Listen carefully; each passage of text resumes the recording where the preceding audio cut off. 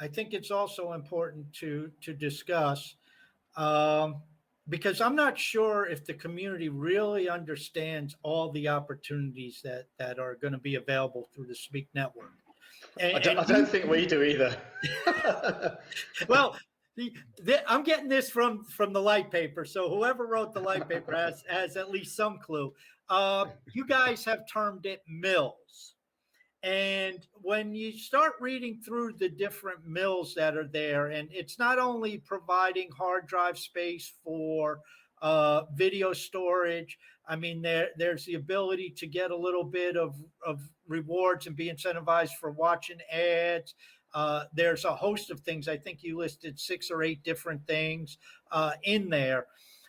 What is the potential here for the average user who says, you know what? I really don't make videos. I got a little laptop here, or I do most of my stuff on my smartphone, so I can't provide a lot of storage. Why should they be interested in what's going on with Speak Network, and what opportunities are there for those type of people? Dan, do you want to buy to this? Yeah. So the idea is, first, if you're just talking about communityless, you're just coming on like it's a buffet. You're not really a part of anything. Yeah, you can power up some miners. You can, if you get like, let's say you get a free airdrop with your Hive tokens, you're not sure what to do with them. Let's say you want to stake those, burn them, and be a part because you're watching, consuming anything anyway. We want to make it easy for everyone to get involved, big or small, because the adds up.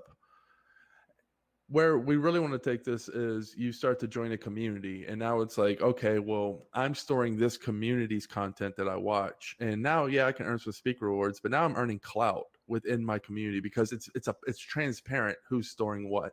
You just click on a profile and be like, oh, wow, this guy stores 10% of the network. Like, he gets some badges, you get some honors, you get some ranks, and really just give all these tools to let communities go wild with their communications. And then before you know it, you're going to have these citadels where it's like, people are just backing it up for quote unquote free, but clout's not free. Power is not free. Respect, reputation, that all has to be earned, and it can't be bought.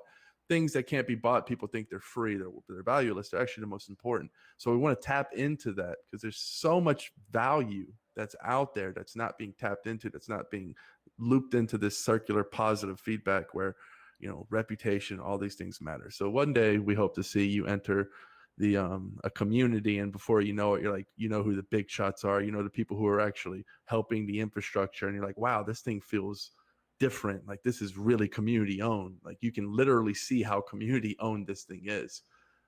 So that's the goal, in my opinion. I just want to clarify as well. Things like watching ads, for example, we certainly had that in the pipework when we wrote the light paper. But a lot of the tech is new, and we have to check to see how it gets built and everything. So it's not necessarily something we're going to have instant straight away when we start the network running.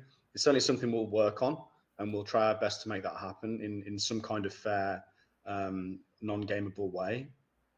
If we find that, we'll definitely be doing our best to implement that. So there's a couple of things in the light paper that are kind of just goals and aims of the project that we may not get perfectly right straight away. For example, running a CDN won't necessarily be rewarded with Speak straight away, because that mechanism is far more complicated than the mechanism for tracking what people are storing, who will be rewarded with the Speak governance token.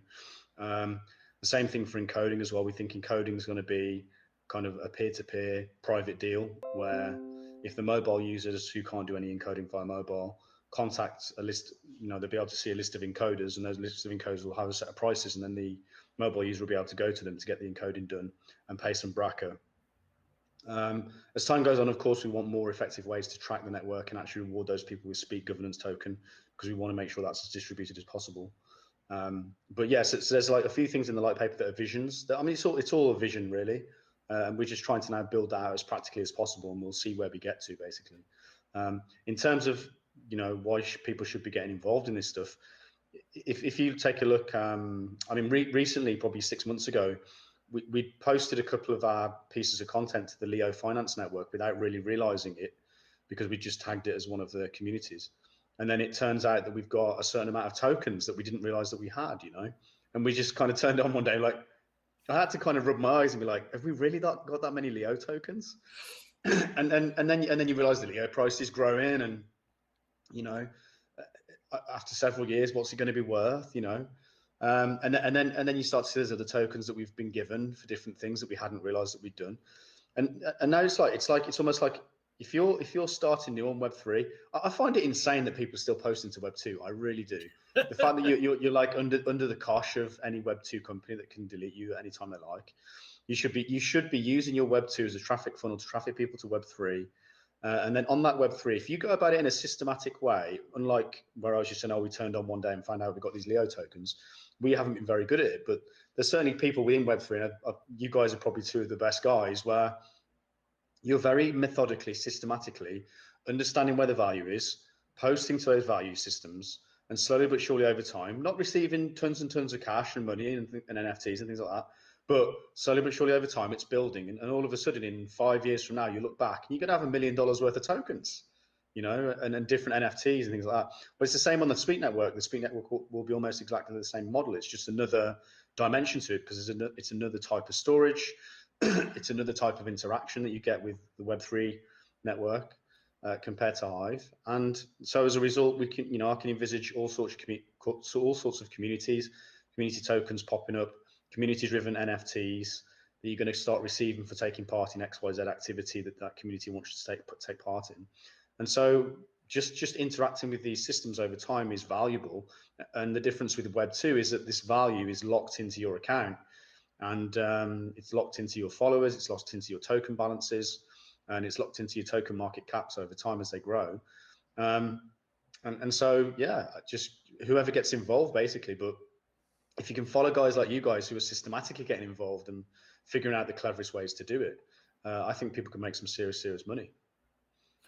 John, one thing you're going to want to do, cut that clip that Matt just did and send it to Pomp, because Pomp obviously missed what Matt just said. He needs to watch that a few times.